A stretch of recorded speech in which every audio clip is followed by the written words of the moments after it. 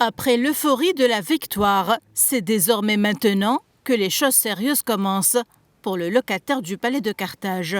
Après avoir posé la main sur le Coran, Kais Saïed a prêté le serment et a prononcé un discours très attendu par les Tunisiens dans un langage solennel en arabe littéraire. Le président a dévoilé le cheval de bataille d'un second mandat placé sous le signe de l'édification et la construction.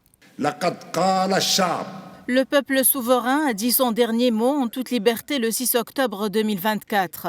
Le devoir exige de saluer tous ceux qui se sont sacrifiés pour l'indépendance du pays, mais aussi ceux qui ont libéré le pays des traîtres, des voleurs, des tyrans et ceux qui espéraient de faire imploser le pays et le disloquer.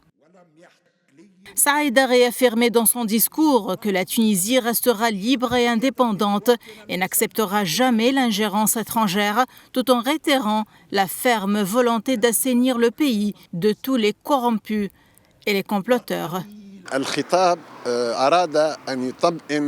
Le discours de Kais Saïed ne rassure pas les partis politiques, car il accuse nombre de leurs dirigeants d'être impliqués dans la corruption.